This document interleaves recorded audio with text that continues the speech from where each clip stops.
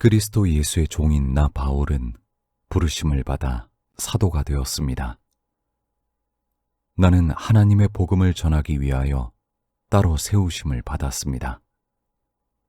이 복음은 하나님께서 예언자들을 통하여 성경에 미리 약속하신 것으로 그의 아들을 두고 하신 말씀입니다. 이 아들은 육신으로는 다윗의 후손으로 태어나셨으며 성령으로는 죽은 사람들 가운데서 부활하심으로 나타내신 권능으로 하나님의 아들로 확정되신 분이십니다.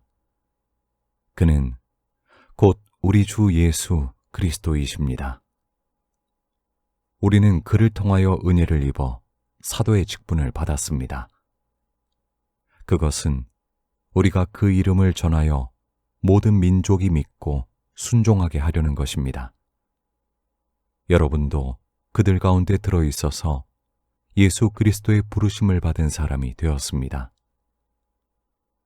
나는 로마에 있는 모든 신도에게 이 편지를 씁니다. 하나님께서 여러분을 사랑하셔서 그의 거룩한 백성으로 부르셨습니다.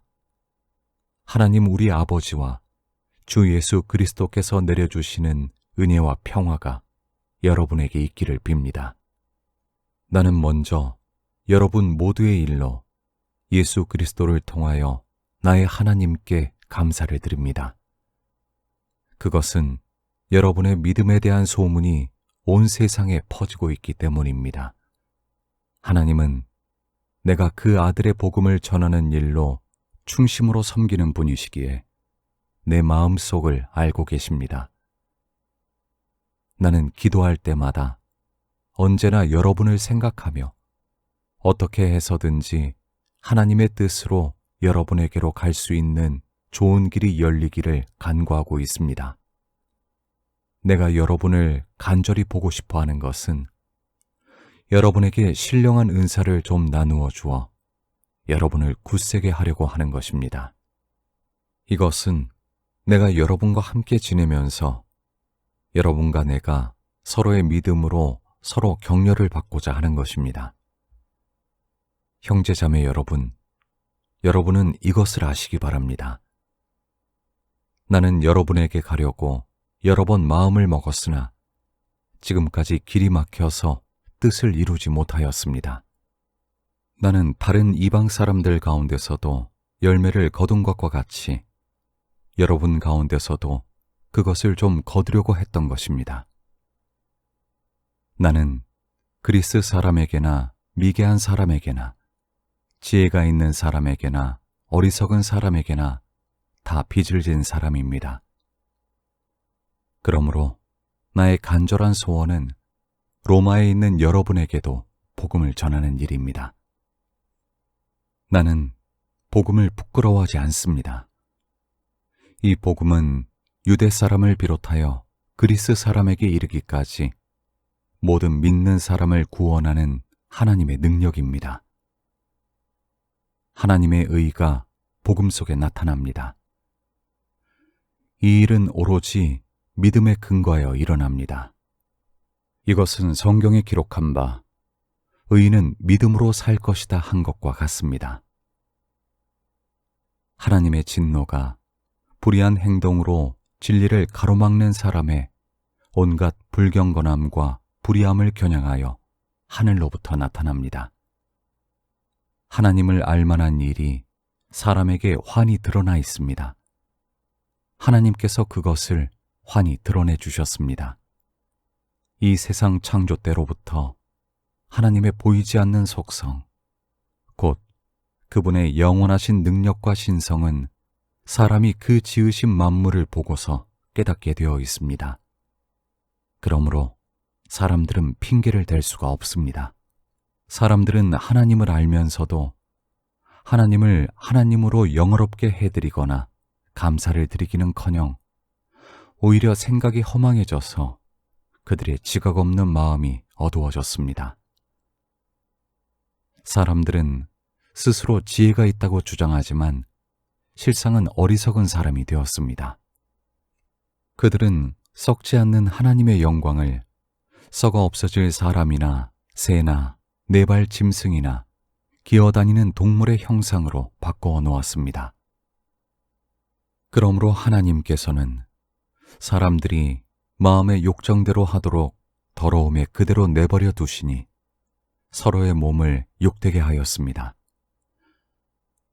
사람들은 하나님의 진리를 거짓으로 바꾸고 창조주 대신에 피조물을 숭배하고 섬겼습니다. 하나님은 영원히 찬송을 받으실 분이십니다. 아멘.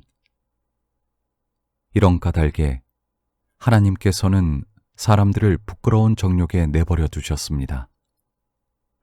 여자들은 남자와의 바른 관계를 바르지 못한 관계로 바꾸고 또한 남자들도 이와 같이 여자와의 바른 관계를 버리고 서로 욕정에 불탔으며 남자가 남자와 더불어 부끄러운 짓을 하게 되었습니다. 그래서 그들은 그 잘못에 마땅한 대가를 스스로 받았습니다. 사람들이 하나님을 인정하기를 싫어하므로 하나님께서는 사람들을 타락한 마음자리에 내버려 두셔서 해서는 안 될 일을 하도록 놓아두셨습니다.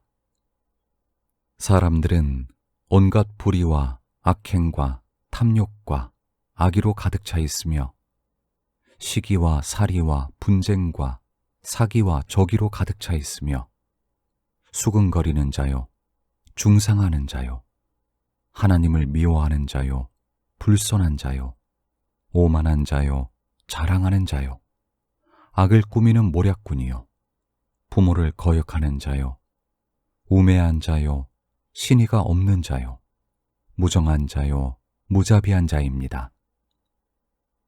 그들은 이와 같은 일을 하는 자들은 죽어야 마땅하다는 하나님의 공정한 법도를 알면서도 자기들만 이런 일을 하는 것이 아니라 이런 일을 저지르는 사람을 두둔하기까지 합니다. 그러므로 남을 심판하는 사람이여, 그대가 누구이든지 죄가 없다고 변명할 수 없습니다. 그대는 남을 심판하는 일로 결국 자기를 정죄하는 셈입니다. 남을 심판하는 그대도 똑같은 일을 하고 있기 때문입니다. 하나님의 심판이 이런 일을 하는 사람들에게 공정하게 내린다는 것을 우리는 압니다. 이런 일을 하는 사람들을 심판하면서 스스로 그런 일을 하는 사람이여, 그대는 하나님의 심판을 피할 수 있을 줄로 생각합니까? 아니면 하나님께서 인자하심을 베푸셔서 그대를 인도하여 회개하게 하신다는 것을 알지 못하고 오히려 하나님의 풍성하신 인자하심과 너그러우심과 오래 참으심을 업신여기는 것입니까? 그대는 완고하여 회개할 마음이 없으니 하나님의 공정한 심판이 나타날 진노의 날에 자기가 받을 진노를 스스로 쌓아 올리고 있는 것입니다. 하나님께서는 각 사람에게 그가 한 대로 갚아주실 것입니다. 참으면서 선한 일을 하여 영광과 존귀와 불멸의 것을 구하는 사람에게는 영원한 생명을 주시고, 이기심에 사로잡혀서 진리를 거스르고 불의를 따르는 사람에게는 진노와 분노를 쏟으실 것입니다. 악한 일을 하는 모든 사람에게는 먼저 유대 사람을 비롯하여 그리스 사람에게 이르기까지 환난과 고통을 주실 것이요, 선한 일을 하는 모든 사람에게는 먼저 유대 사람을 비롯하여 그리스 사람에게 이르기까지 영광과 존귀와 평강을 내리실 것입니다. 하나님께서는 사람을 차별함이 없이 대하시기 때문입니다. 율법을 모르고 범죄한 사람은 율법과 상관없이 망할 것이요, 율법을 알고 범죄한 사람은 율법을 따라 심판을 받을 것입니다. 하나님 앞에서는 율법을 듣는 사람이 의로운 사람이 아닙니다. 오직 율법을 실천하는 사람이라야 의롭게 될 것이기 때문입니다. 율법을 가지지 않은 이방 사람이 사람의 본성을 따라 율법이 명하는 바를 행하면 그들은 율법을 가지고 있지 않아도 자기 자신이 자기에게 율법입니다. 그런 사람은 율법이 요구하는 일이 자기의 마음에 적혀 있음을 드러내 보입니다. 그들의 양심도 이 사실을 증언합니다. 그들의 생각들이 서로 고발하기도 하고 변호하기도 합니다. 이런 일은 내가 전하는 복음대로 하나님께서 그리스도를 내세우셔서 사람들이 감추고 있는 비밀들을 심판하실 그날에 드러날 것입니다. 그런데 그대가 유대 사람이라고 자처한다고 합시다. 그래서 그대는 율법을 의지하며 하나님을 자랑하며 율법의 가르침을 받아서 하나님의 뜻을 알고 가장 선한 일을 분간할 줄 알며 눈먼 사람의 길잡이요 어둠 속에 있는 사람의 빛이라고 생각하며 지식과 진리가 율법의 구체화된 모습으로 들어있다고 하면서 스스로 어리석은 사람의 스승이요 어린아이의 교사로 확신한다고 합시다. 그렇다면 그대는 남은 가르치면서도 왜 자기 자신은 가르치지 않습니까? 도둑질을 하지 말라고 설교하면서도 왜 도둑질을 합니까? 간음을 하지 말라고 하면서도 왜 간음을 합니까? 우상을 미워하면서도 왜 신전의 물건을 훔칩니까? 율법을 자랑하면서도 왜 율법을 어겨서 하나님을 욕되게 합니까? 성경에 기록한 바 너희 때문에 하나님의 이름이 이방 사람들 가운데서 모독을 받는다 한 것과 같습니다. 율법을 지키면 할례를 받은 것이 유익하지만 율법을 어기면 그대가 받은 할례는 할례를 받지 않은 것으로 되어버립니다.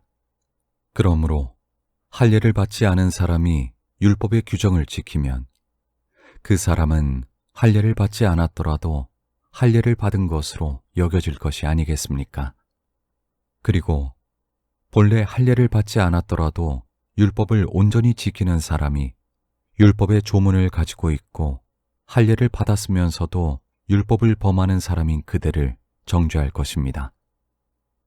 겉모양으로 유대 사람이라고 해서 유대 사람이 아니요 겉모양으로 살갗에 할례를 받았다고 해서 할례가 아닙니다. 오히려 속 사람으로 유대 사람이니까 유대 사람이며 율법의 조문을 따라서 받는 할례가 아니라 성령으로 마음에 받는 할례가 참 할례입니다. 이런 사람은 사람에게서가 아니라 하나님에게서 칭찬을 받습니다. 그러면 유대 사람의 특권은 무엇이며 할례의 이로움은 무엇입니까? 모든 면에서 많이 있습니다. 첫째는 그들이 하나님의 말씀을 맡았다는 것입니다. 그런데 그들 가운데서 얼마가 신실하지 못했다고 해서 무슨 일이라도 일어납니까? 그들이 신실하지 못했다고 해서 하나님의 신실하심이 없어지겠습니까? 그럴 수 없습니다. 사람은 다 거짓말쟁이이지만 하나님은 참되십니다.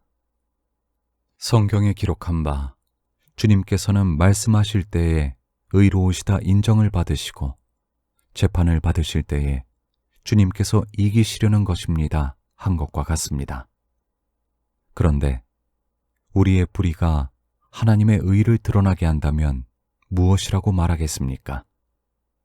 우리에게 진노를 내리시는 하나님이 불의하시다는 말입니까? 이것은 사람들이 말하는 방식으로 내가 말해본 것입니다. 절대로 그럴 수 없습니다. 만일 그렇다면 하나님께서 어떻게 세상을 심판하실 수 있겠습니까? 다음과 같이 반박하는 사람도 있을 것입니다. 나의 거짓됨 때문에 하나님의 참되심이 더욱 분명하게 드러나서 하나님께 영광이 돌아간다면 왜 나도 역시 여전히 죄인으로 판정을 받습니까? 더욱이 좋은 일이 생기게 하기 위하여 악한 일을 하자 하고 말할 수 있겠습니까? 사실 어떤 사람들은 우리가 그런 말을 한다고 비방합니다. 그런 사람들은 심판을 받아야 마땅합니다. 그러면 무엇을 말해야 하겠습니까? 우리 유대 사람이 이방 사람보다 낫습니까? 전혀 그렇지 않습니다. 유대 사람이나 그리스 사람이나 다 같이 죄 아래에 있음을 우리가 이미 지적하였습니다. 성경에 이렇게 기록되어 있습니다. 의인은 없다. 한 사람도 없다. 깨닫는 사람도 없고 하나님을 찾는 사람도 없다. 모두가 곁길로 빠져서 쓸모가 없게 되었다. 선한 일을 하는 사람은 없다. 한 사람도 없다. 그들의 목구멍은 열린 무덤이다. 혀는 사람을 속인다. 입술에는 독사의 독이 있다. 입에는 저주와 독설이 가득 찼다. 발은 피를 흘리는 일에 빠르며 그들이 가는 길에는 파멸과 비참함이 있다. 그들은 평화의 길을 알지 못한다. 그들의 눈에는 하나님을 두려워하는 빛이 없다. 율법에 있는 모든 말씀이 율법 아래 사는 사람에게 말한 것임을 우리는 압니다.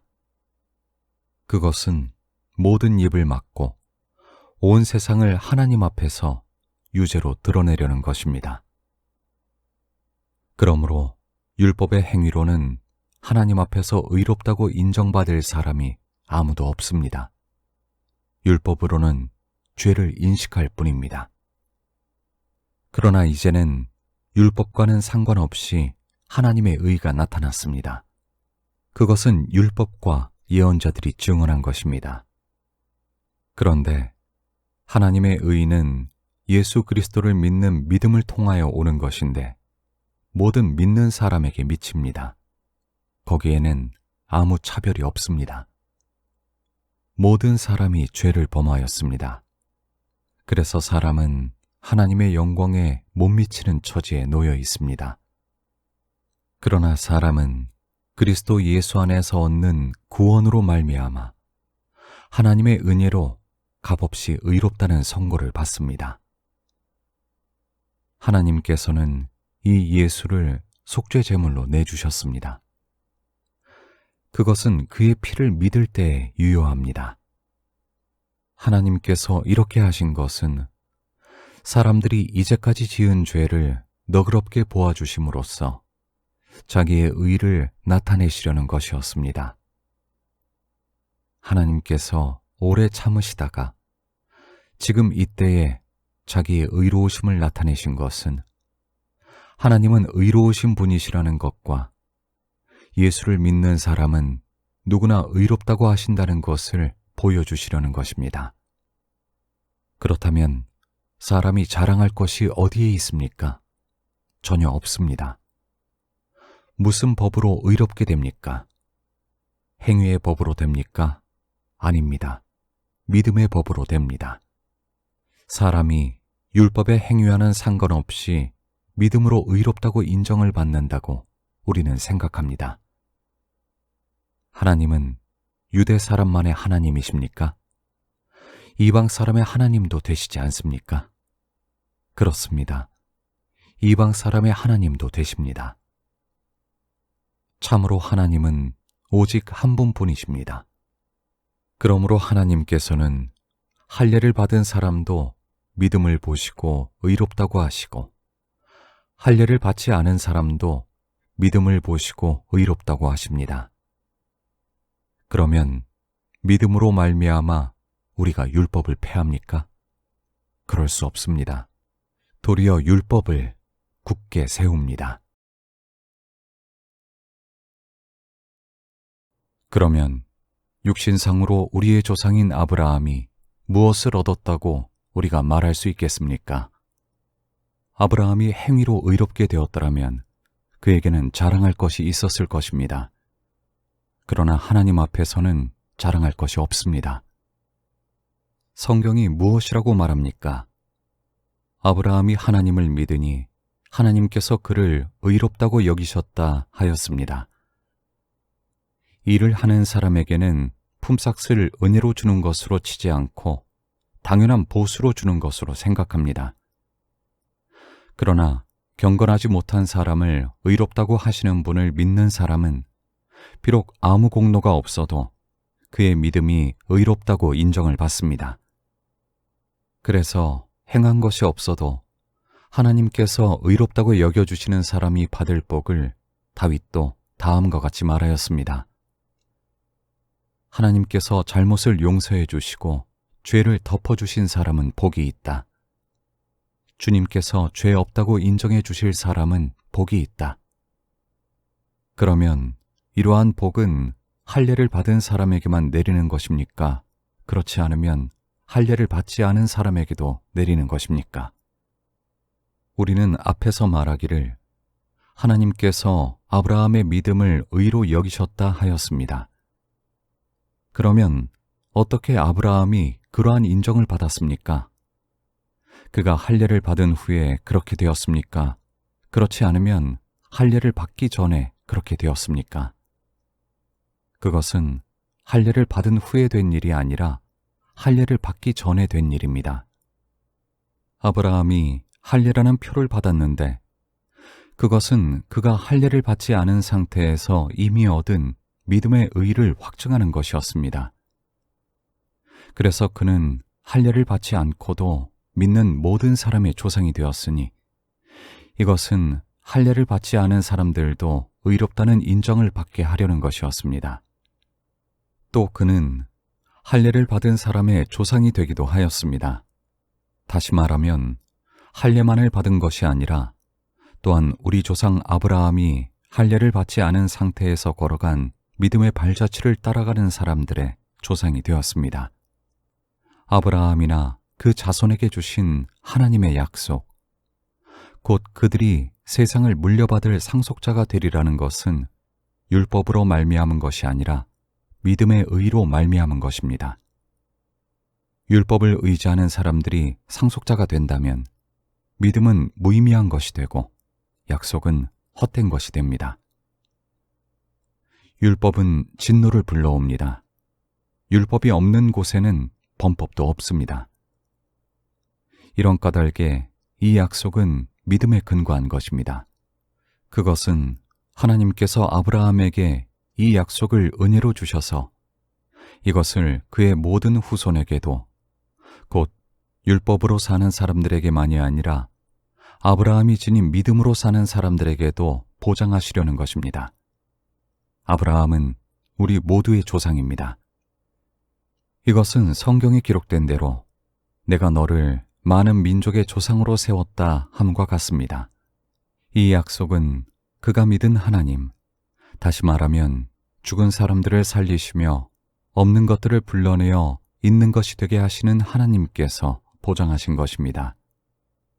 아브라함은 희망이 사라진 때에도 바라면서 믿었으므로 너의 자손이 이와 같이 많아질 것이다 하신 말씀대로 많은 민족의 조상이 되었습니다. 그는 나이가 100세가 되어서 자기 몸이 이미 죽은 것이나 다름없고 또한 사라의 태도 죽은 것이나 다름없는 줄 알면서도 그는 믿음이 약해지지 않았습니다. 그는 하나님의 약속을 믿고 의심하지 않았습니다. 오히려 그는 믿음이 굳세어져서 하나님께 영광을 돌렸습니다. 그는 하나님께서 스스로 약속하신 바를 능히 이루실 것이라고 확신하였습니다. 그래서 하나님께서는 이것을 보시고 그를 의롭다고 여겨주셨습니다.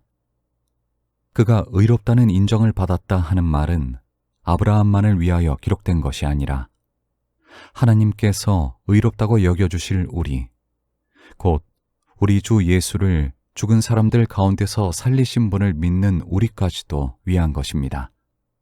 예수는 우리의 범죄 때문에 죽임을 당하셨고 우리를 의롭게 하시려고 살아나셨습니다. 그러므로 우리는 믿음으로 의롭다 하심을 받았으므로 우리 주 예수 그리스도로 말미암아 하나님과 더불어 평화를 누리고 있습니다. 우리는 또한 그리스도로 말미암아 지금 서 있는 이 은혜의 자리에 믿음으로 나아오게 되었으며 하나님의 영광에 이르게 될 소망을 품고 자랑을 합니다. 그뿐만 아니라 우리는 환난을 자랑합니다. 우리가 알기로 환난은 인내력을 낳고 인내력은 단련된 인격을 낳고 단련된 인격은 희망을 낳는 줄을 알고 있기 때문입니다. 이 희망은 우리를 실망시키지 않습니다. 하나님께서 우리에게 주신 성령을 통하여 그의 사랑을 우리 마음속에 부어주셨기 때문입니다. 우리가 아직 약할 때에 그리스도께서는 제때에 경건하지 않은 사람을 위하여 죽으셨습니다. 의인을 위해서라도 죽을 사람은 거의 없습니다. 더욱이 선한 사람을 위해서라도 감히 죽을 사람은 드뭅니다. 그러나 우리가 아직 죄인 되었을 때에 그리스도께서 우리를 위하여 죽으셨습니다. 이리하여 하나님께서는 우리들에 대한 자기의 사랑을 실증하셨습니다. 그러므로 지금 우리가 그리스도의 피로 의롭게 되었으니 그리스도로 말미암아 하나님의 진노에서 구원을 얻으리라는 것은 더욱 확실합니다. 우리가 하나님의 원수일 때에도 하나님의 아들의 죽으심으로 말미암아 하나님과 화해하게 되었다면 화해한 우리가 하나님의 생명으로 구원을 얻으리라는 것은 더욱더 확실한 일입니다. 그뿐만 아니라 우리는 또한 우리 주 예수 그리스도로 말미암아 하나님을 자랑합니다. 우리는 지금 그로 말미암아 하나님과 화해를 하게 된 것입니다. 그러므로 한 사람으로 말미암아 죄가 세상에 들어왔고 또 그 죄로 말미암아 죽음이 들어온 것과 같이 모든 사람이 죄를 지었기 때문에 죽음이 모든 사람에게 이르게 되었습니다. 율법이 있기 전에도 죄가 세상에 있었으나 율법이 없을 때에는 죄가 죄로 여겨지지 않았습니다. 그러나 아담 시대로부터 모세 시대에 이르기까지는 아담의 범죄와 같은 죄를 짓지 않은 사람들까지도 죽음의 지배를 받았습니다. 아담은 장차 오실 분의 모형이었습니다. 그러나 하나님께서 은혜를 베푸실 때에 생긴 일은 아담 한 사람이 범죄했을 때에 생긴 일과 같지 않습니다. 한 사람의 범죄로 많은 사람이 죽었으나 하나님의 은혜와 예수 그리스도 한 사람의 은혜로 말미암은 선물은 많은 사람에게 더욱더 넘쳐나게 되었습니다. 또한 하나님께서 주시는 선물은 한 사람의 범죄의 결과와 같지 않습니다. 한 범죄에서는 심판이 뒤따라와서 유죄 판결이 내려졌습니다마는 많은 범죄에서는 은혜가 뒤따라와서 무죄 선언이 내려졌습니다. 아담 한 사람의 범죄 때문에 그 한 사람으로 말미암아 죽음이 왕노릇하게 되었다면 넘치는 은혜와 의의 선물을 받는 사람들은 예수 그리스도 한 분으로 말미암아 생명 안에서 왕노릇하게 되리라는 것은 더욱더 확실합니다. 그러니 한 사람의 범죄 행위 때문에 모든 사람이 유죄 판결을 받았는데 이제는 한 사람의 의로운 행위 때문에 모든 사람이 의롭다는 인정을 받아서 생명을 얻게 되었습니다.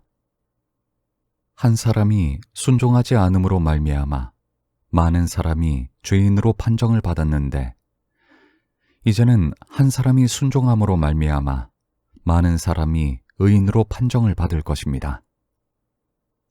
율법은 범죄를 증가시키려고 끼어들어온 것입니다. 그러나 죄가 많은 곳에 은혜가 더욱 넘치게 되었습니다. 그것은 죄가 죽음으로 사람을 지배한 것과 같이 은혜가 의를 통하여 사람을 지배하여 우리 주 예수 그리스도로 말미암아 얻는 영원한 생명에 이르게 하려는 것입니다. 그러면 우리가 무엇이라고 말을 해야 하겠습니까? 은혜를 더하게 하려고 여전히 죄 가운데 머물러 있어야 하겠습니까? 그럴 수 없습니다. 우리는 죄에는 죽은 사람인데 어떻게 죄 가운데서 그대로 살 수 있겠습니까? 세례를 받아 그리스도 예수와 하나가 된 우리는 모두 세례를 받을 때에 그와 함께 죽었다는 것을 여러분은 알지 못합니까?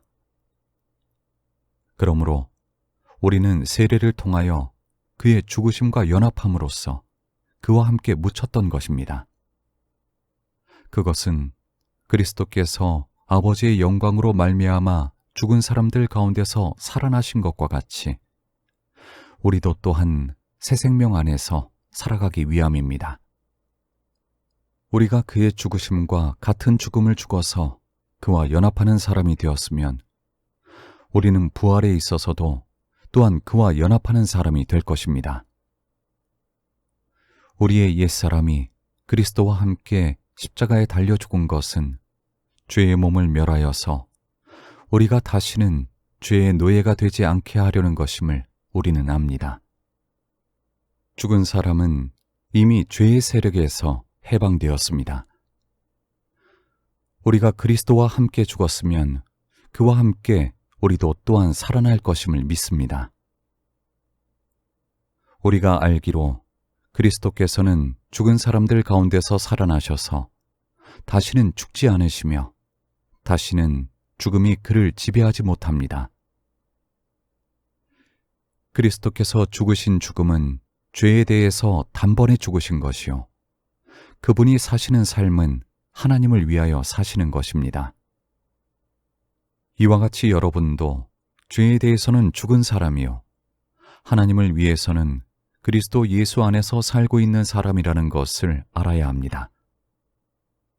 그러므로 여러분은 죄가 여러분의 죽을 몸을 지배하지 못하게 해서 여러분이 몸의 정욕에 굴복하는 일이 없도록 하십시오. 그러므로 여러분은 여러분의 지체를 죄에 내맡겨서 불의의 연장이 되게 하지 마십시오. 오히려 여러분은 죽은 사람들 가운데서 살아난 사람답게 여러분을 하나님께 바치고 여러분의 지체를 의의 연장으로 하나님께 바치십시오. 여러분은 율법 아래 있지 않고 은혜 아래 있으므로 죄가 여러분을 다스릴 수 없을 것입니다. 그러면 어떻게 해야 하겠습니까? 우리가 율법 아래 있지 않고 은혜 아래에 있다고 해서 마음 놓고 죄를 짓자는 말입니까? 그럴 수 없습니다. 여러분이 아무에게나 자기를 종으로 내맡겨서 복종하게 하면 여러분은 여러분이 복종하는 그 사람의 종이 되는 것임을 알지 못합니까? 여러분은 죄의 종이 되어 죽음에 이르거나 아니면 순종의 종이 되어 의에 이르거나 하는 것입니다.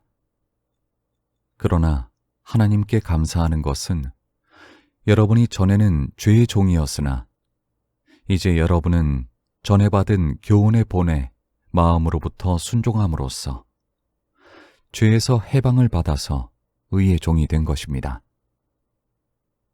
여러분의 이해력이 미약함으로 내가 사람의 방식으로 말하겠습니다. 여러분이 전에는 자기 지체를 더러움과 불법의 종으로 내맡겨서 불법에 빠져 있었지만 이제는 여러분의 지체를 의의 종으로 바쳐서 거룩함에 이르도록 하십시오. 여러분이 죄의 종일 때에는 의에 얽매이지 않았습니다. 여러분은 그때에 무슨 열매를 거두었습니까? 이제 와서 여러분이 그러한 생활을 부끄러워하지만은 그러한 생활의 마지막은 죽음입니다.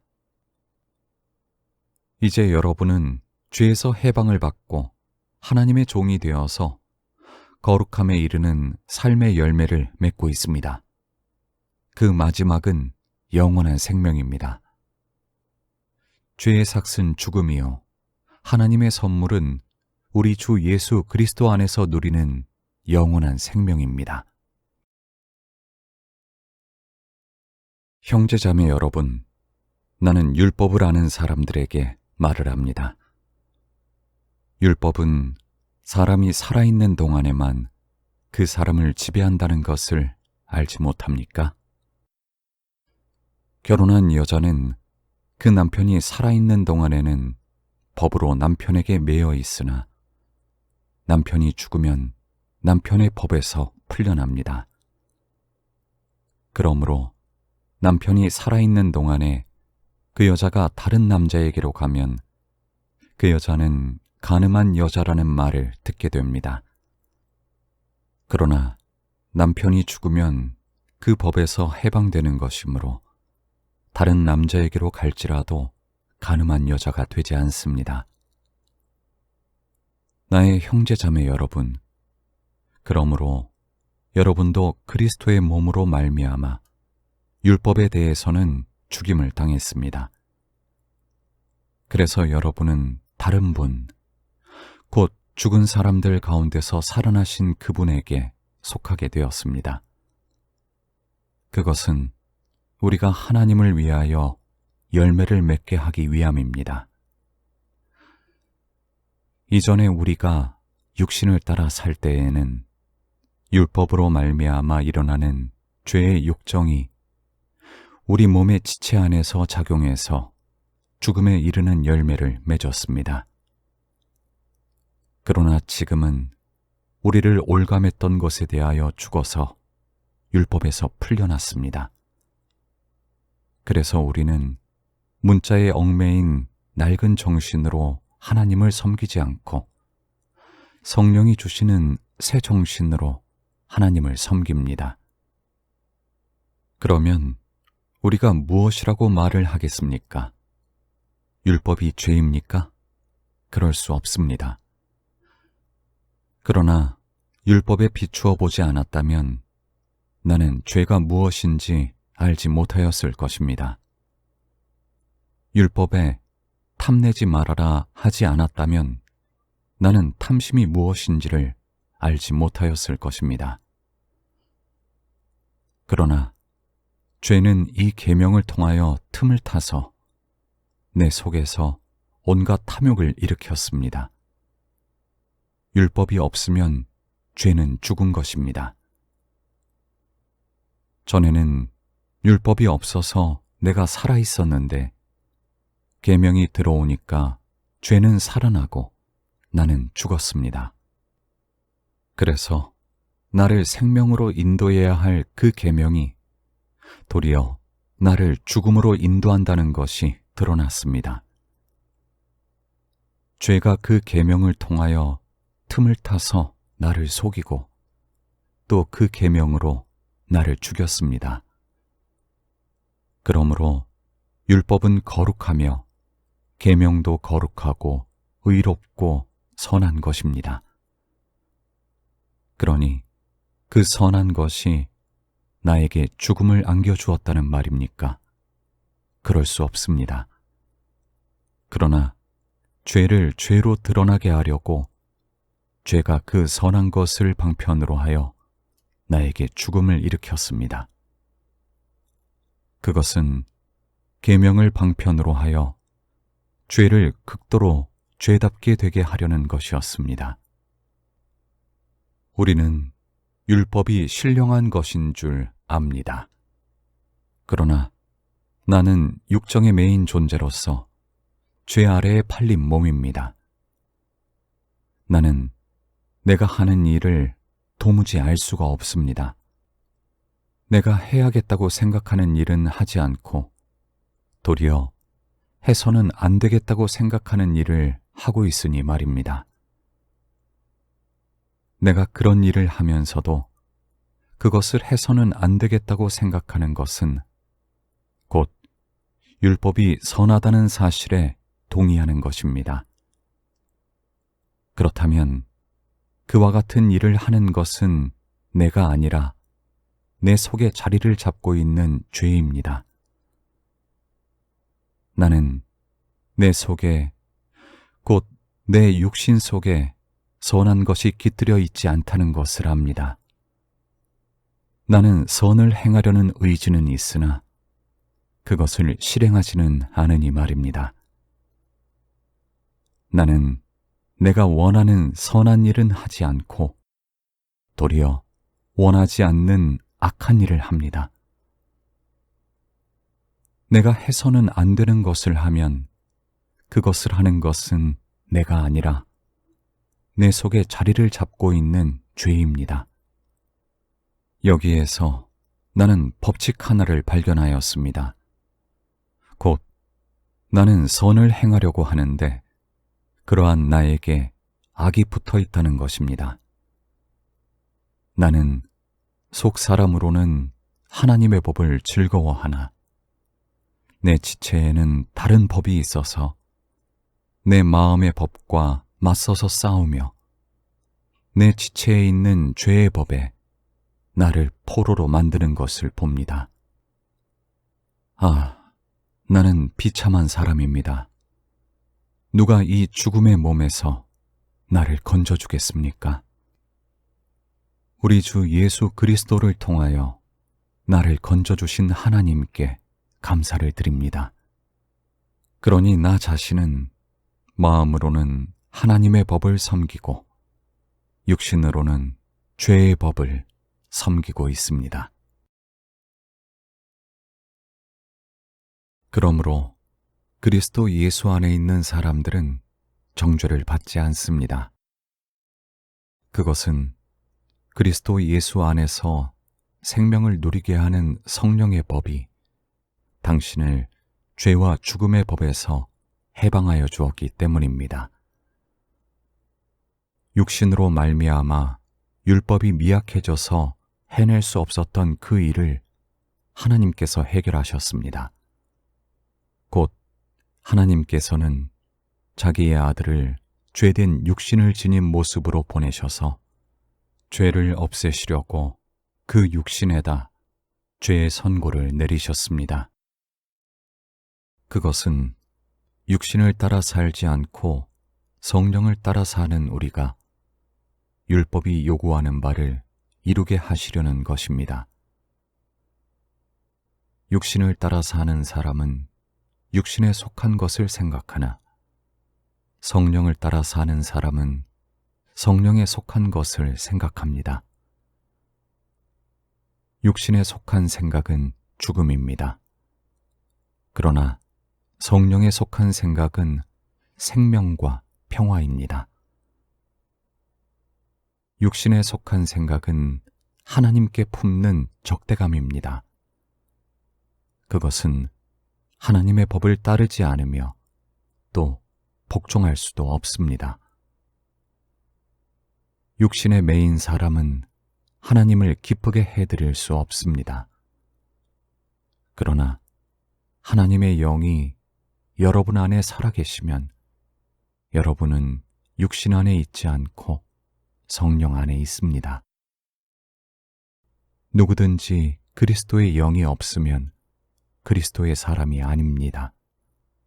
또한 그리스도께서 여러분 안에 살아계시면 여러분의 몸은 죄 때문에 죽은 것이지만 영은 의 때문에 생명을 얻습니다. 예수를 죽은 사람들 가운데서 살리신 분의 영이 여러분 안에 살아계시면 그리스도를 죽은 사람들 가운데서 살리신 분께서 여러분 안에 계신 자기의 영으로 여러분의 죽을 몸도 살리실 것입니다. 그러므로 형제자매 여러분, 우리는 빚을 지고 사는 사람들이지만 육신의 빚을 진 것이 아닙니다. 우리는 육신을 따라 살아야 할 존재가 아닙니다. 여러분이 육신을 따라 살면 죽을 것입니다. 그러나 여러분이 성령으로 몸의 행실을 죽이면 살 것입니다. 하나님의 영으로 인도함을 받는 사람은 누구나 다 하나님의 자녀입니다. 여러분은 또다시 두려움에 빠뜨리는 종살이의 영을 받은 것이 아니라 자녀로 삼으시는 영을 받았습니다. 그래서 우리는 그 영으로 하나님을 아빠, 아버지라고 부릅니다. 바로 그때에 그 성령이 우리의 영과 함께 우리가 하나님의 자녀임을 증언하십니다. 자녀이면 상속자이기도 합니다. 우리가 그리스도와 함께 영광을 받으려고 그와 함께 고난을 받으면 우리는 하나님이 정하신 상속자요, 그리스도와 더불어 공동 상속자입니다. 현재 우리가 겪는 고난은 장차 우리에게 나타날 영광의 견주면 아무것도 아니라고 나는 생각합니다. 피조물은 하나님의 자녀들이 나타나기를 간절히 기다리고 있습니다. 피조물이 허무에 굴복했지만 그것은 자의로 그렇게 한 것이 아니라 굴복하게 하신 그분이 그렇게 하신 것입니다.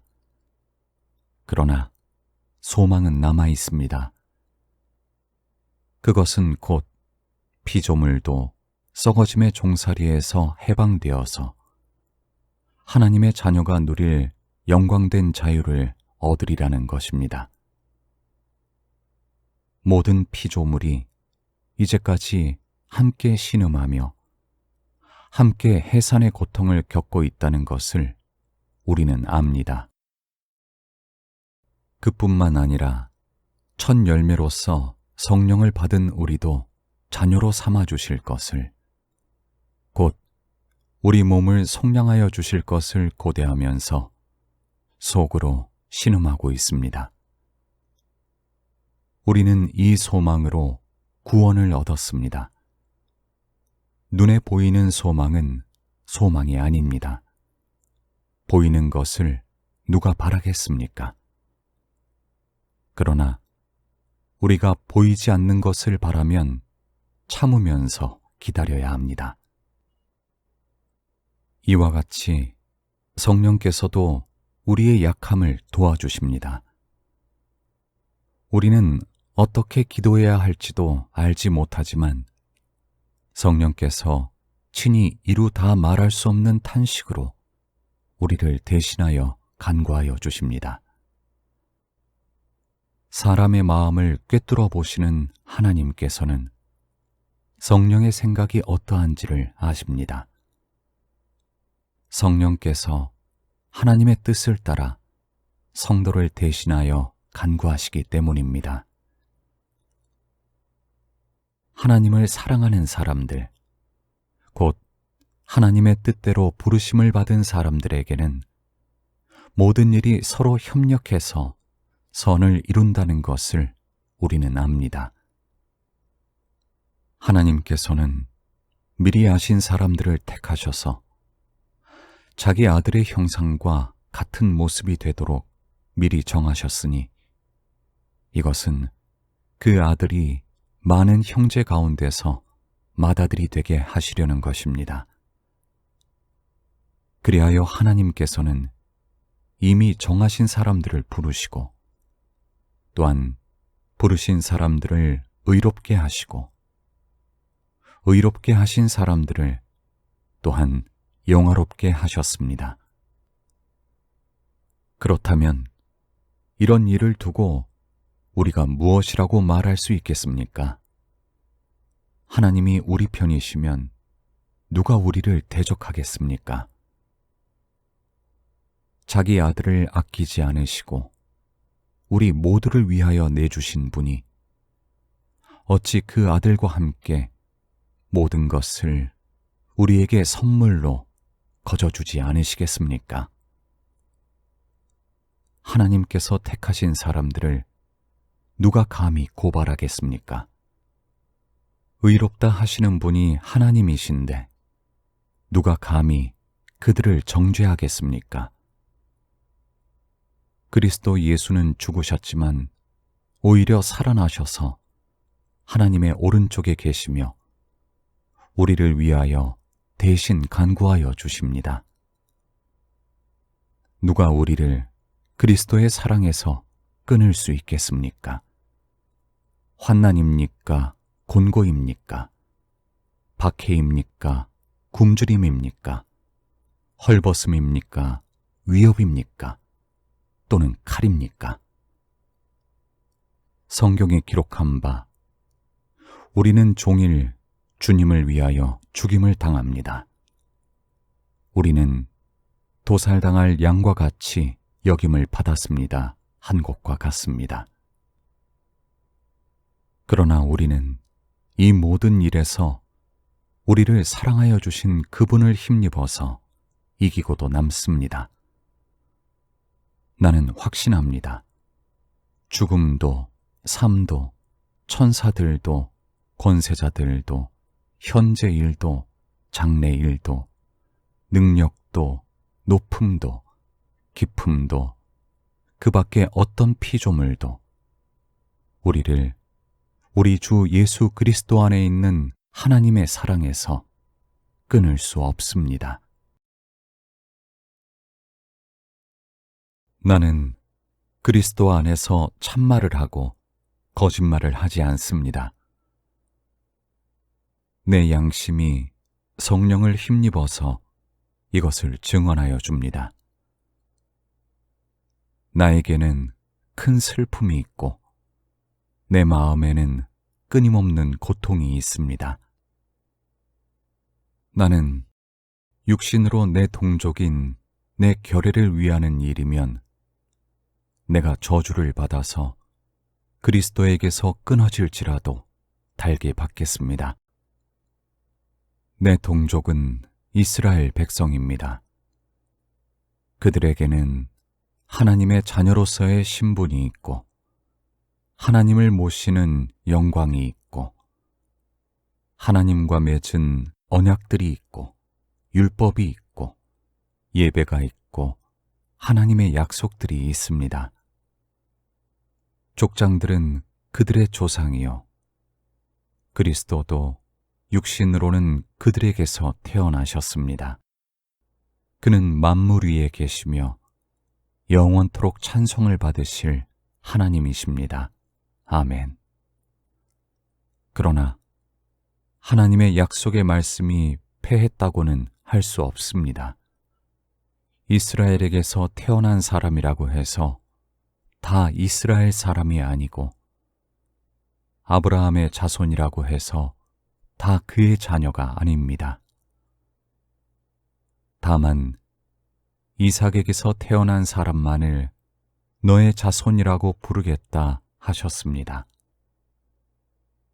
이것은 곧 육신의 자녀가 하나님의 자녀가 되는 것이 아니라 약속의 자녀가 참 자손으로 여겨지리라는 것을 뜻합니다.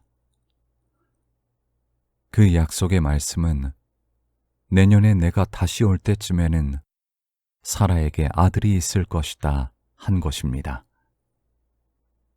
그뿐만 아니라 리브가도 우리 조상 이삭 한 사람에게서 쌍둥이 아들을 수태하였는데 그들이 태어나기도 전에 무슨 선이나 악을 행하기도 전에 택하심이라는 원리를 따라 세우신 하나님의 계획이 살아있게 하시려고 또 이러한 일이 사람의 행위에 근거하는 것이 아니라 부르시는 분께 달려 있음을 나타내시려고 하나님께서 리브가에게 말씀하시기를 형이 동생을 섬길 것이다 하셨습니다. 이것은 성경에 기록한 바 내가 야곱을 사랑하고 에서를 미워하였다 한 것과 같습니다. 그러면 우리가 무엇이라고 말을 해야 하겠습니까? 하나님이 불공평하신 분이라는 말입니까? 그럴 수 없습니다. 하나님께서 모세에게 말씀하시기를 내가 긍휼히 여길 사람을 긍휼히 여기고 불쌍히 여길 사람을 불쌍히 여기겠다 하셨습니다. 그러므로 그것은 사람의 의지나 노력에 달려 있는 것이 아니라 하나님의 자비에 달려 있습니다. 그래서 성경에 바로를 두고 말씀하시기를 내가 이 일을 하려고 너를 세웠다. 곧 너로 말미암아 내 능력을 나타내고 내 이름을 온 땅에 전파하게 하려는 것이다 하셨습니다. 그러므로 하나님께서는 긍휼히 여기시고자 하는 사람을 긍휼히 여기시고 완악하게 하시고자 하는 사람을 완악하게 하십니다. 그러면 그대는 내게 이렇게 말할 것입니다. 그렇다면 어찌하여 하나님께서는 사람을 책망하시는가?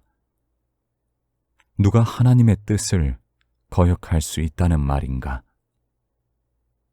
오 사람아, 그대가 무엇이기에 하나님께 감히 말대답을 합니까?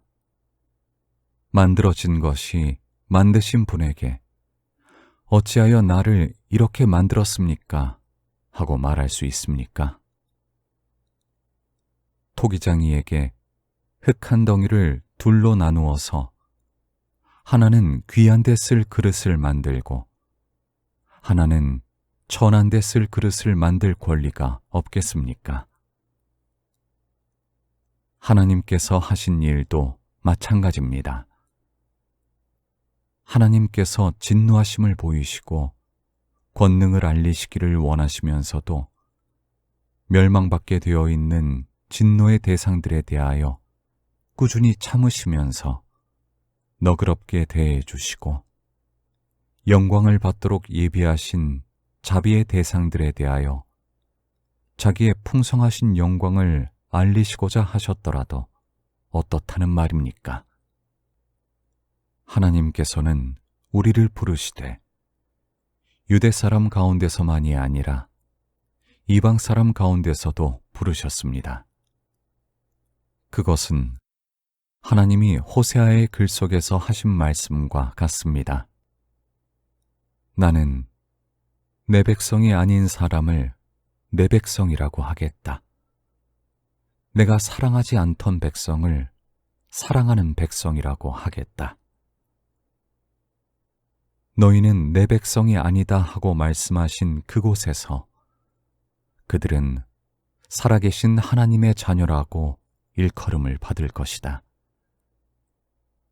그리고 또 이사야는 이스라엘을 두고 이렇게 외쳤습니다. 이스라엘 자손의 수가 바다의 모래와 같이 많을지라도 남은 사람만이 구원을 얻을 것이다. 주님께서는 그 말씀하신 것을 온전히 그리고 조속히 온 땅에서 이루실 것이다. 그것은 또한 이사야가 미리 말한 바 만군의 주님께서 우리에게 씨를 남겨주지 않으셨더라면 우리는 소돔과 같이 되고 고모라와 같이 되었을 것이다 한 것과 같습니다. 그러면 우리가 무엇이라고 말해야 하겠습니까? 의를 추구하지 않은 이방 사람들이 의를 얻었습니다. 그것은 믿음에서 난 의입니다. 그런데 이스라엘은 의의 율법을 추구하였지만 그 율법에 이르지 못하였습니다. 어찌하여 그렇게 되었습니까? 그들은 믿음에 근거하여 의에 이르려고 한 것이 아니라 행위에 근거하여 의에 이르려고 했기 때문입니다. 그들은 걸림돌에 걸려 넘어진 것입니다. 그것은 성경에 기록한 바와 같습니다. 보아라, 내가 시온에 부딪히는 돌과 걸려 넘어지게 하는 바위를 둔다. 그러나 그를 믿는 사람은 부끄러움을 당하지 않을 것이다. 형제 자매 여러분, 내 마음의 간절한 소원과 내 동족을 위하여 하나님께 드리는 내 기도의 내용은 그들이 구원을 얻는 일입니다. 나는 증언합니다. 그들은 하나님을 섬기는데 열성이 있습니다. 그러나 그 열성은 올바른 지식에서 생긴 것이 아닙니다. 그들은 하나님의 의를 알지 못하고 자기 자신들의 의를 세우려고 힘을 씀으로써 하나님의 의에는 복종하지 않게 되었습니다. 그러므로 그리스도는 율법의 끝마침이 되셔서 모든 믿는 사람에게 의가 되어 주셨습니다. 모세는 율법에 근거한 의를 두고 기록하기를 율법을 행한 사람은 그것으로 살 것이다 하였습니다. 그러나 믿음에 근거한 의를 두고는 이렇게 말합니다. 너는 마음속으로 누가 하늘에 올라갈 것이냐 하고 말하지 말아라. 그것은 그리스도를 끌어내리는 것입니다.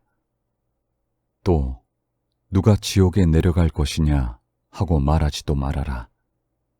그것은 그리스도를 죽은 사람들 가운데서 끌어올리는 것입니다. 그러면 그것은 무엇을 뜻합니까? 하나님의 말씀은 내게 가까이 있다. 내 입에 있고 내 마음에 있다 하는 말씀이 있습니다. 이것은 우리가 전파하는 믿음의 말씀입니다. 당신이 만일 예수는 주님이라고 입으로 고백하고 하나님께서 그를 죽은 사람들 가운데서 살리신 것을 마음으로 믿으면 구원을 얻을 것입니다. 사람은 마음으로 믿어서 의에 이르고 입으로 고백해서 구원에 이르게 됩니다. 성경은 그를 믿는 사람은 누구나 부끄러움을 당하지 않을 것이다 하고 말합니다. 유대 사람이나 그리스 사람이나 차별이 없습니다. 그는 모든 사람에게 똑같이 주님이 되어주시고 그를 부르는 모든 사람에게 풍성한 은혜를 내려주십니다. 주님의 이름을 부르는 사람은 누구든지 구원을 얻을 것입니다. 그런데 사람들은 자기들이 믿은 적이 없는 분을 어떻게 부를 수 있겠습니까? 또 들은 적이 없는 분을 어떻게 믿을 수 있겠습니까? 선포하는 사람이 없으면 어떻게 들을 수 있겠습니까? 보내심을 받지 않았는데 어떻게 선포할 수 있겠습니까? 성경에 기록한 바 기쁜 소식을 전하는 이들의 발걸음이 얼마나 아름다우냐 한 것과 같습니다. 그러나 모든 사람이 다 복음에 순종한 것은 아닙니다. 이사야는 주님, 우리가 전하는 소식을 누가 믿었습니까? 하고 말하였습니다. 그러므로 믿음은 들음에서 생기고 들음은 그리스도를 전하는 말씀에서 비롯됩니다. 그러면 내가 묻습니다. 그들은 들은 일이 없습니까? 물론 그렇지 않습니다. 성경 말씀에 그들의 목소리가 온 땅에 퍼지고 그들의 말이 땅끝까지 퍼졌다 하였습니다. 내가 다시 묻습니다. 이스라엘이 알지 못하였습니까? 이에 대하여 하나님께서 먼저 모세를 통하여 이렇게 말씀하셨습니다. 나는 내 백성이 아닌 사람들로 너희의 질투심을 일으키고 미련한 백성들로 너희의 분노를 자아내겠다. 또한 이사야는 매우 담대하게 이렇게 말씀을 전하였습니다. 나를 찾지 않는 사람들을 내가 만나주고 나를 구하지 않는 사람들에게 내가 나타났다. 또한 이사야는 하나님께서 이스라엘을 보고 복종하지 않고 거역하는 백성에게 나는 온종일 내 손을 내밀었다 하신 말씀을 선포하였습니다. 그러면 내가 묻습니다. 하나님께서 자기 백성을 버리신 것은 아닙니까? 그럴 수 없습니다. 나도 이스라엘 사람이요 아브라함의 후손이요 베냐민 지파에 속한 사람입니다. 하나님께서는 미리 아신 자기 백성을 버리지 않으셨습니다. 여러분은 성경이 엘리야를 두고 하신 말씀을 알지 못합니까? 그가 이스라엘을 고발하여 하나님께 이렇게 호소하였습니다. 주님, 그들은 주님의 예언자들을 죽이고 주님의 제단들을 헐어버렸습니다. 남은 것은 나 혼자밖에 없는데 그들은 내 목숨마저 찾고 있습니다. 그런데 하나님께서는 그에게 어떻게 대답하셨습니까? 내가 바알에게 무릎을 꿇지 않은 사람 7,000명을 내 앞에 남겨두었다 하셨습니다. 이와 같이 지금 이 시기에도 은혜로 택하심을 입은 사람들이 남아 있습니다. 은혜로 된 것이면 행위에 근거한 것이 아닙니다. 그렇지 않으면 그 은혜는 이미 은혜가 아닙니다. 그러면 무슨 결과가 생겼습니까? 이스라엘 백성은 찾던 것을 얻지 못하였지만 택하심을 받은 사람들은 그것을 얻었습니다. 그리고 그 나머지 사람들은 완고해졌습니다. 성경에 이렇게 기록한 바와 같습니다. 하나님께서 그들에게는 혼미한 영을 주셨으니 오늘까지 그들은 눈이 있어도 보지 못하고 귀가 있어도 듣지 못한다. 다윗도 다음과 같이 말하였습니다. 그들의 밥상이 그들에게 올무가 되고 덫이 되게 하여 주십시오. 그들이 걸려 넘어지고 보복을 받게 하여 주십시오. 그들의 눈이 어두워져서 보지 못하게 되도록 하여 주십시오. 그들의 등이 언제나 굽어있게 하여 주십시오. 그러면 내가 묻습니다. 이스라엘이 걸려 넘어져서 완전히 쓰러져 망하게끔 되었습니까? 그럴 수 없습니다. 그들의 허물 때문에 구원이 이방 사람에게 이르렀는데 이것은 이스라엘에게 질투하는 마음이 일어나게 하려는 것입니다. 이스라엘의 허물이 세상의 부요함이 되고 이스라엘의 실패가 이방 사람의 부요함이 되었다면 이스라엘 전체가 바로 설 때에는 그 복이 얼마나 더 엄청나겠습니까? 이제 나는 이방 사람인 여러분에게 말합니다. 내가 이방 사람에게 보내심을 받은 사도이니만큼 나는 내 직분을 영광스럽게 생각합니다. 나는 아무쪼록 내 동족에게 질투심을 일으켜서 그 가운데서 몇 사람만이라도 구원하고 싶습니다.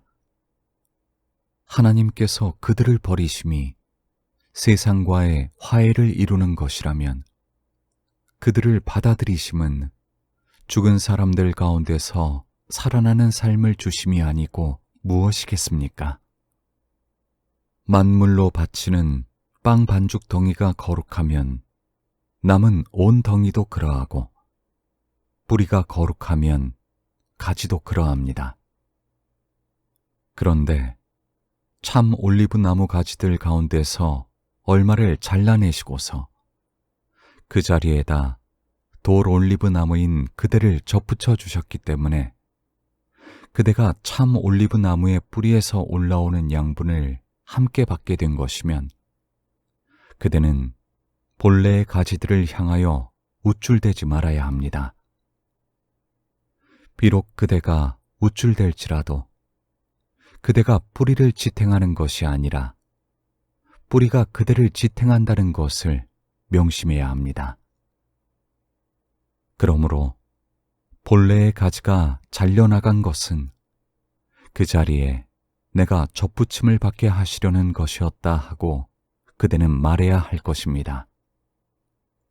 옳습니다. 그 가지들이 잘린 것은 믿지 않은 탓이고 그대가 그 자리에 붙어 있는 것은 믿었기 때문입니다. 그러니 교만한 마음을 품지 말고 도리어 두려워하십시오. 하나님께서 본래의 가지들을 아끼지 않으셨으니 접붙은 가지도 아끼지 않으실 것입니다. 그러므로 하나님의 인자하심과 준엄하심을 생각해 보십시오. 하나님은 넘어진 사람들에게는 준엄하십니다. 그러나 그대가 하나님의 인자하심에 머물러 있으면 하나님이 그대에게 인자하게 대하실 것입니다. 그렇지 않으면 그대도 잘릴 것입니다. 그러나 믿지 않았던 탓으로 잘려나갔던 가지들이 믿게 되면 그 가지들도 접붙임을 받게 될 것입니다. 하나님께서는 그들을 다시 접붙이실 수 있습니다. 그대가 본래의 돌 올리브 나무에서 잘려서 그 본성을 거슬러 참 올리브 나무에 접붙임을 받았다면 본래 붙어있던 이 가지들이 제 나무에 다시 접붙임을 받는 것이야 얼마나 더 쉬운 일이겠습니까? 형제 자매 여러분, 나는 여러분이 이 신비한 비밀을 알기를 바랍니다. 그것은 여러분이 스스로 현명하다고 생각하는 일이 없게 하려는 것입니다. 그 비밀은 이러합니다. 이방 사람의 수가 다 찰 때까지 이스라엘 사람들 가운데서 일부가 완고해진 대로 있으리라는 것과 온 이스라엘이 구원을 받게 되리라는 것입니다. 그것은 성경에 이렇게 기록되어 있는 바와 같습니다. 구원하시는 분이 시온에서 오실 것이니 야곱에게서 경건하지 못함을 제거하실 것이다. 이것은 그들과 나 사이의 언약이니 내가 그들의 죄를 없앨 때에 이루어질 것이다. 복음의 관점에서 판단하면 이스라엘 사람들은 여러분이 잘 되라고 하나님의 원수가 되었지만 택하심을 받았다는 관점에서 판단하면 그들은 조상 덕분에 하나님의 사랑을 받는 사람들입니다. 하나님께서 주시는 고마운 선물과 부르심은 철회되지 않습니다. 전에 하나님께 순종하지 않던 여러분이 이제 이스라엘 사람의 불순종 때문에 하나님의 자비를 입게 되었습니다. 이와 같이 지금은 순종하지 않고 있는 이스라엘 사람들도 여러분이 받은 그 자비를 보고 회개하여 마침내는 자비하심을 입게 될 것입니다. 하나님께서 모든 사람을 순종하지 않는 상태에 가두신 것은 그들에게 자비를 베푸시려는 것입니다. 하나님의 부유하심은 어찌 그리 크십니까? 하나님의 지혜와 지식은 어찌 그리 깊고 깊으십니까? 그 어느 누가 하나님의 판단을 헤아려 알 수 있으며 그 어느 누가 하나님의 길을 더듬어 찾아낼 수 있겠습니까? 누가 주님의 마음을 알았으며 누가 주님의 조언자가 되었습니까? 누가 먼저 무엇을 드렸기에 주님의 답례를 바라겠습니까? 만물이 그에게서 나고 그로 말미암아 있고 그를 위하여 있습니다. 그에게 영광이 세세에 있기를 빕니다. 아멘. 형제 자매 여러분, 그러므로 나는 하나님의 자비하심을 힘입어 여러분에게 권합니다. 여러분의 몸을 하나님께서 기뻐하실 거룩한 산 제물로 드리십시오. 이것이 여러분이 드릴 합당한 예배입니다. 여러분은 이 시대의 풍조를 본받지 말고 마음을 새롭게 함으로 변화를 받아서 하나님의 선하시고 기뻐하시고 완전하신 뜻이 무엇인지를 분별하도록 하십시오. 나는 내가 받은 은혜를 힘입어서 여러분 각 사람에게 말합니다. 여러분은 스스로 마땅히 생각해야 하는 것 이상으로 생각하지 말고 하나님께서 각 사람에게 나누어 주신 믿음의 분량대로 분수에 맞게 생각하십시오. 한 몸에 많은 지체가 있으나 그 지체들이 다 같은 일을 하는 것이 아닙니다. 이와 같이 우리도 여럿이지만 그리스도 안에서 한 몸을 이루고 있으며 각 사람은 서로 지체입니다. 하나님께서 우리에게 주신 은혜를 따라 우리는 저마다 다른 신령한 선물을 가지고 있습니다. 가령 그것이 예언이면 믿음의 정도에 맞게 예언할 것이요. 섬기는 일이면 섬기는 일에 힘써야 합니다. 또 가르치는 사람이면 가르치는 일에, 권면하는 사람이면 권면하는 일에 힘쓸 것이요. 나누어 주는 사람은 순수한 마음으로, 지도하는 사람은 열성으로, 자선을 베푸는 사람은 기쁜 마음으로 해야 합니다. 사랑에는 거짓이 없어야 합니다. 악한 것을 미워하고 선한 것을 굳게 잡으십시오. 형제의 사랑으로 서로 다정하게 대하며 존경하기를 서로 먼저 하십시오. 열심을 내어서 부지런히 일하며 성령으로 뜨거워진 마음을 가지고 주님을 섬기십시오. 소망을 품고 즐거워하며 환난을 당할 때 참으며 기도를 꾸준히 하십시오. 성도들이 쓸 것을 공급하고 손님 대접하기를 힘쓰십시오. 여러분을 박해하는 사람들을 축복하십시오. 축복을 하고 저주를 하지 마십시오. 기뻐하는 사람들과 함께 기뻐하고 우는 사람들과 함께 우십시오. 서로 한 마음이 되고 교만한 마음을 품지 말고 비천한 사람들과 함께 사귀고 스스로 지혜가 있는 채 하지 마십시오. 아무에게도 악을 악으로 갚지 말고 모든 사람이 선하다고 생각하는 일을 하려고 애쓰십시오. 여러분 쪽에서 할 수 있는 대로 모든 사람과 더불어 화평하게 지내십시오. 사랑하는 여러분, 여러분은 스스로 원수를 갚지 말고 그 일은 하나님의 진노하심에 맡기십시오. 성경에도 기록하기를 원수 갚는 것은 내가 할 일이니 내가 갚겠다고 주님께서 말씀하신다 하였습니다. 내 원수가 줄이거든 먹을 것을 주고 그가 목말라 하거든 마실 것을 주어라.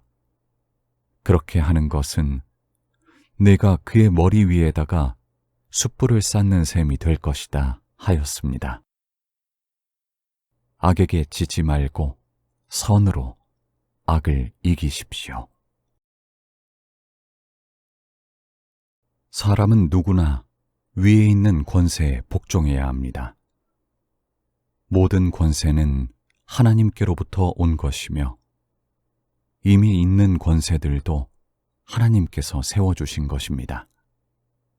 그러므로 권세를 거역하는 사람은 하나님의 명을 거역하는 것이요. 거역하는 사람은 심판을 받게 될 것입니다. 치안관들은 좋은 일을 하는 사람에게는 두려울 것이 없고 나쁜 일을 하는 사람에게만 두려움이 됩니다.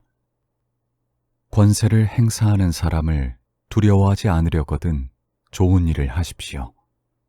그러면 그에게서 칭찬을 받을 것입니다. 권세를 행사하는 사람은 여러분 각 사람에게 유익을 주려고 일하는 하나님의 일꾼입니다. 그러나 그대가 나쁜 일을 저지를 때에는 두려워해야 합니다. 그는 공연히 칼을 차고 있는 것이 아닙니다. 그는 하나님의 일꾼으로서 나쁜 일을 하는 자에게 하나님의 진노를 집행하는 사람입니다. 그러므로 진노를 두려워해서만이 아니라 양심을 생각해서도 복종해야 합니다.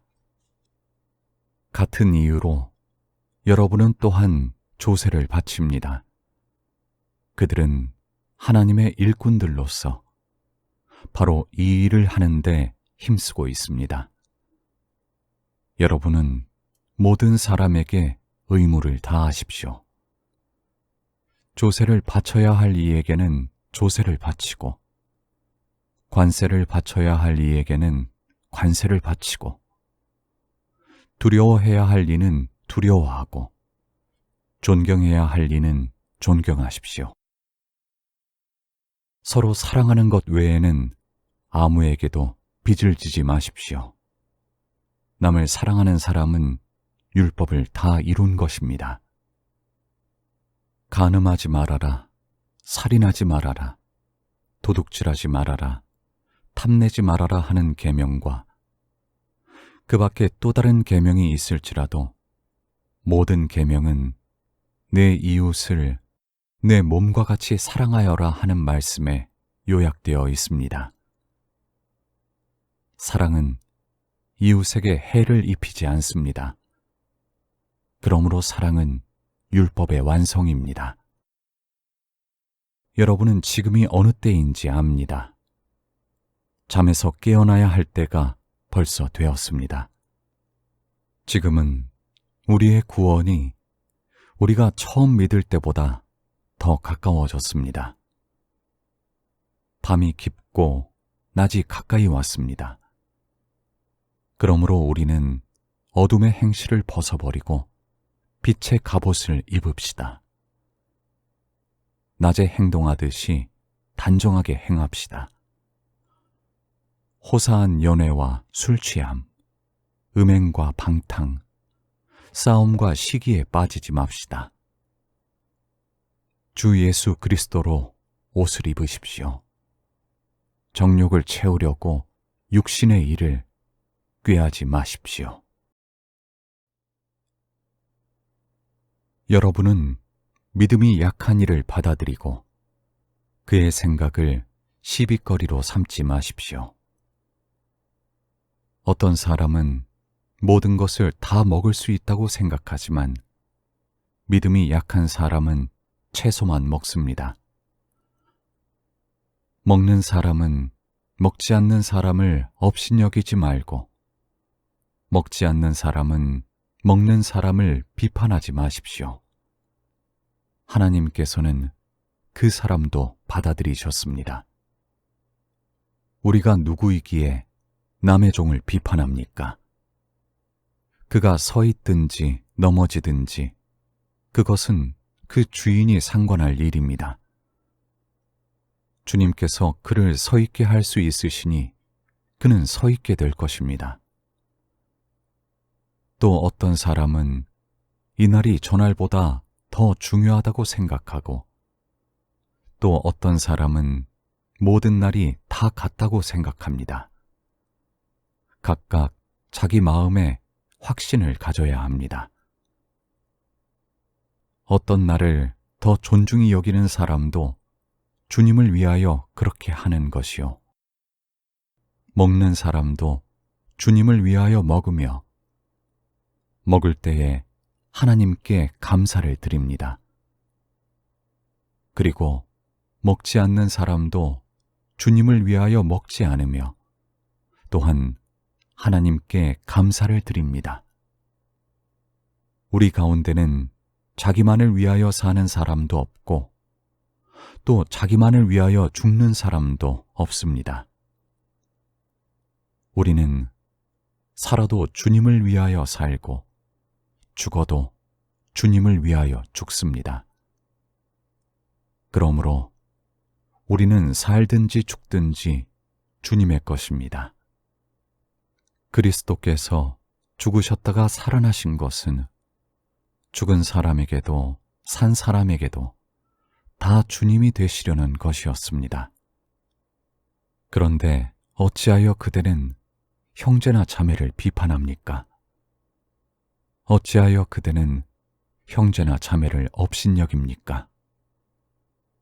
우리는 모두 다 하나님의 심판대 앞에 서게 될 것입니다. 성경에는 이렇게 기록되어 있습니다. 주님께서 말씀을 하신다. 내가 살아있으니 모든 무릎이 내 앞에 꿇을 것이요 모든 입이 나 하나님을 찬양할 것이다. 그러므로 우리는 각각 자기 일을 하나님께 사실대로 아뢰어야 할 것입니다. 그러므로 이제부터는 서로 남을 심판하지 마십시다. 형제 자매 앞에 장애물이나 걸림돌을 놓지 않겠다고 결심하십시오. 내가 주 예수 안에서 알고 또 확신하는 것은 이것입니다. 무엇이든지 그 자체로 부정한 것은 없고 다만 부정하다고 여기는 그 사람에게는 부정한 것입니다. 그대가 음식 문제로 형제 자매의 마음을 상하게 하면 그것은 이미 사랑을 따라 살지 않는 것입니다. 음식 문제로 그 사람을 망하게 하지 마십시오. 그리스도께서 그 사람을 위하여 죽으셨습니다. 그러므로 여러분이 좋다고 여기는 일이 도리어 비방거리가 되지 않도록 하십시오. 하나님의 나라는 먹는 일과 마시는 일이 아니라 성령 안에서 누리는 의와 평화와 기쁨입니다. 그리스도를 이렇게 섬기는 사람은 하나님을 기쁘게 해드리고 사람에게도 인정을 받습니다. 그러므로 우리는 서로 화평을 도모하는 일과 서로 덕을 세우는 일에 힘을 씁시다. 하나님이 이렇게 놓으신 것을 음식 때문에 망치는 일이 없도록 하십시오. 모든 것이 다 깨끗합니다. 그러나 어떤 것을 먹음으로써 남을 넘어지게 하면 그러한 사람에게는 그것이 해롭습니다.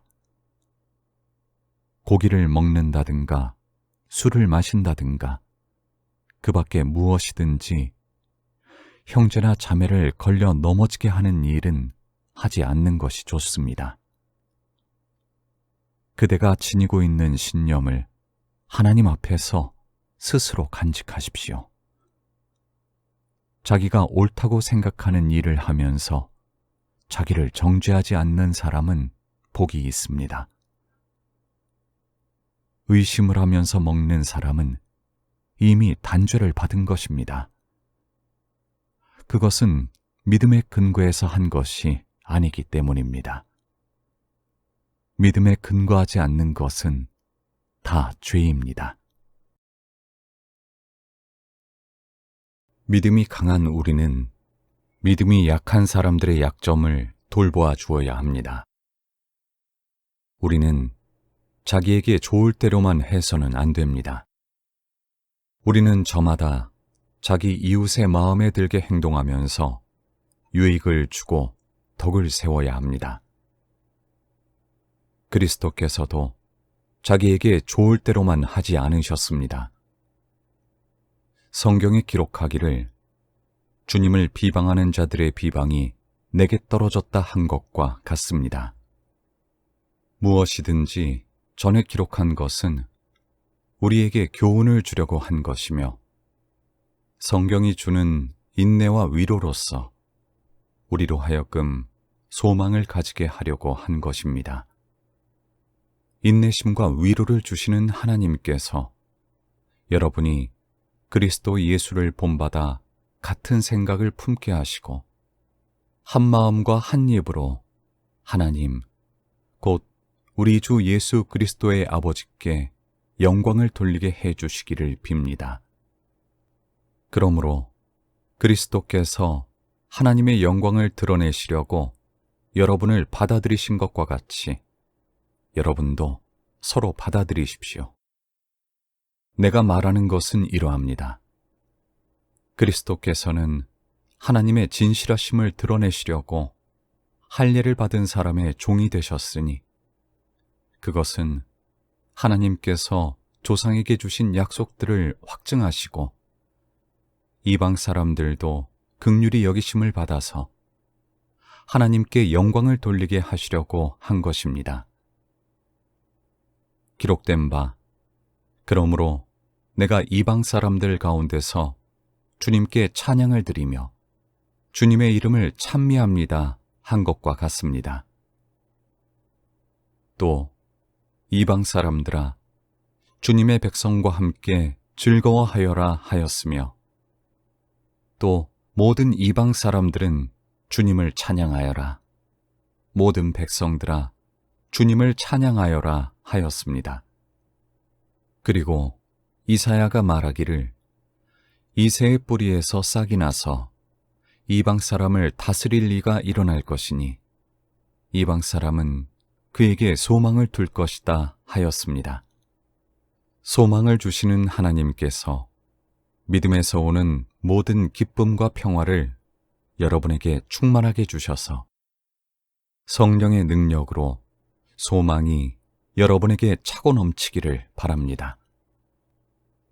나의 형제자매 여러분, 나는 여러분 마음에 선함이 가득하고 온갖 지식이 넘쳐서 서로 권면할 능력이 있음을 확신합니다.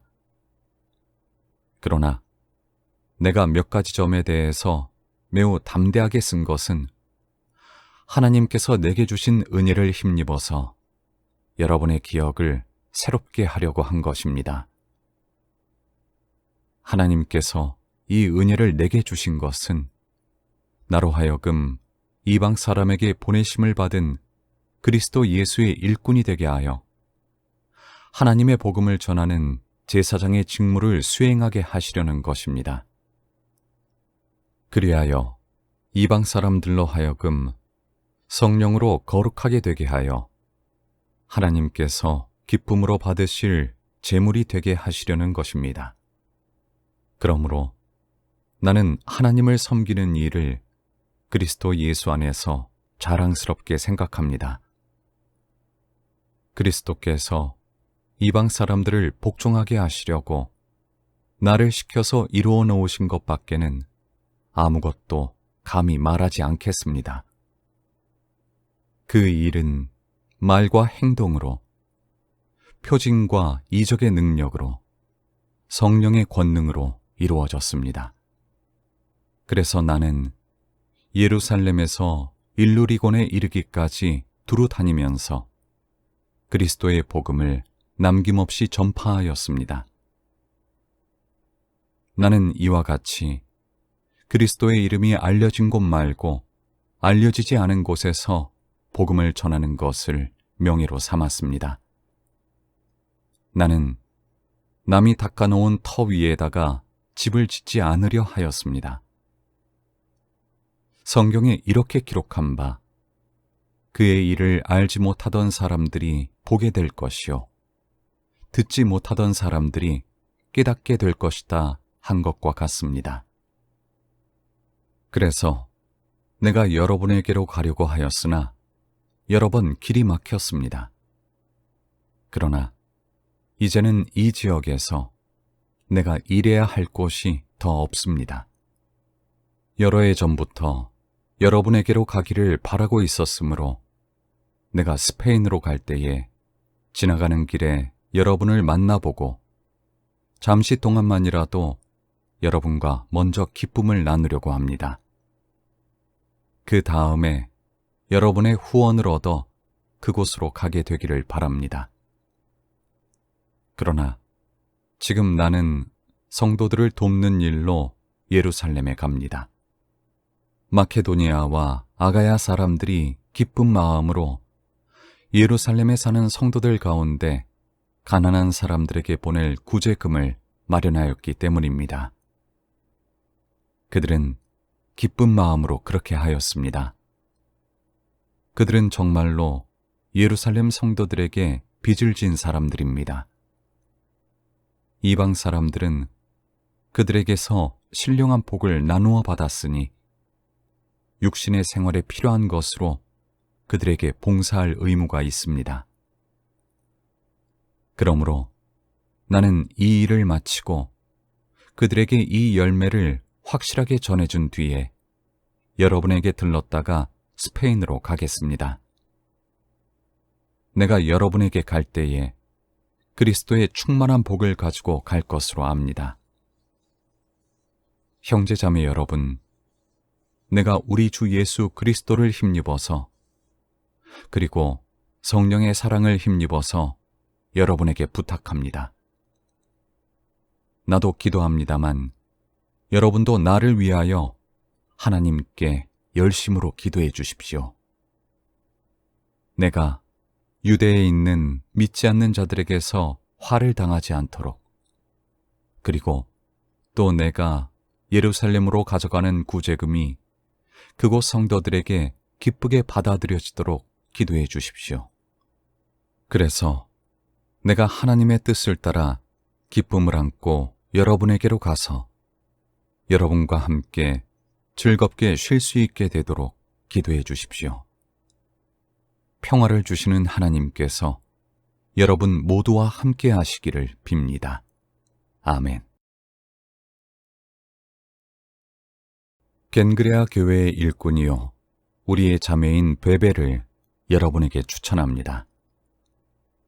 여러분은 성도의 합당한 예절로 주님 안에서 그를 영접하고 그가 여러분에게 어떤 도움을 원하든지 도와주시기 바랍니다. 그는 많은 사람을 도와주었고 나도 그에게 신세를 많이 졌습니다. 그리스도 예수 안에서 나의 동역자인 브리스가와 아굴라에게 문안하여 주십시오. 그들은 생명의 위험을 무릅쓰고 내 목숨을 구해준 사람들입니다. 나뿐만 아니라 이방 사람의 모든 교회도 그들에게 감사하고 있습니다. 그리고 그들의 집에서 모이는 교회에도 문안하여 주십시오. 나의 사랑하는 에베네도에게 문안하여 주십시오. 그는 아시아에서 그리스도를 믿은 첫 열매입니다. 여러분을 위하여 수고를 많이 한 마리아에게 문안하여 주십시오. 나의 친척이며 한때 나와 함께 갇혔던 안드로니고와 유니아에게 문안하여 주십시오. 그들은 사도들에게 좋은 평을 받고 있고 나보다 먼저 그리스도를 믿은 사람들입니다. 주님 안에 있는 나의 사랑하는 암블리아에게 문안하여 주십시오. 그리스도 안에서 우리의 동역자인 우르바노와 나의 사랑하는 스타구에게 문안하여 주십시오. 그리스도 안에서 인정을 받는 아벨레에게 문안하여 주십시오. 아리스토블로의 가족에게 문안하여 주십시오. 나의 친척인 헤로디온에게 문안하여 주십시오. 주님 안에 있는 나기수의 가족에게 문안하여 주십시오. 주님 안에서 수고한 두루베나와 두루보사에게 문안하여 주십시오. 주님 안에서 수고를 많이 한 사랑하는 버시에게 문안하여 주십시오. 주님 안에서 택하심을 받은 루포와 그의 어머니에게 문안하여 주십시오. 그의 어머니는 곧 내 어머니이기도 합니다. 아순그리도와 블레곤과 허메와 바드로바와 허마와 그들과 함께 있는 형제 자매들에게 문안하여 주십시오. 빌롤로고와 율리아와 네레오와 그의 자매와 올름바와 그들과 함께 있는 모든 성도에게 문안하여 주십시오. 거룩한 입맞춤으로 서로 문안하십시오. 그리스도의 모든 교회가 여러분에게 문안합니다. 형제자매 여러분, 내가 여러분에게 권합니다. 여러분이 배운 교훈을 거슬러서 분열을 일으키며 올무를 놓는 사람들을 경계하고 멀리하십시오. 이런 사람들은 우리 주 그리스도를 섬기는 것이 아니라 자기네 배를 섬기는 것이며 그럴듯한 말과 아첨하는 말로 순진한 사람들의 마음을 속이는 것입니다. 여러분의 순종은 모든 사람에게 소문이 났습니다. 나는 여러분의 일로 기뻐합니다. 나는 여러분이 선한 일에는 슬기롭고 악한 일에는 순진하기를 바랍니다. 평화의 하나님께서 곧 사탄을 쳐부수셔서 여러분의 발밑에 짓밟히게 하실 것입니다. 우리 주 예수의 은혜가 여러분과 함께 있기를 빕니다. 나의 동역자 디모데와 나의 친척 루기오와 야손과 소시바더가 여러분에게 문안합니다. 이 편지를 받아 쓰는 나 더디오도 주님 안에서 여러분에게 문안합니다. 나와 온 교회를 잘 돌보아주는 가이오도 여러분에게 문안합니다. 이 도시의 재무관인 에라스도와 형제 구아도도 여러분에게 문안합니다. 하나님께서는 내가 전하는 복음, 곧 예수 그리스도에 관한 선포로 여러분을 능히 튼튼히 세워주십니다. 그는 오랜 세월 동안 감추어 두셨던 비밀을 계시해 주셨습니다. 그 비밀이 지금은 예언자들의 글로 환히 공개되고 영원하신 하나님의 명을 따라 모든 이방 사람들에게 알려져서 그들이 믿고 순종하게 되었습니다. 오직 한 분이신 지혜로우신 하나님께 예수 그리스도로 말미암아 영광이 영원 무궁하도록 있기를 빕니다. 아멘.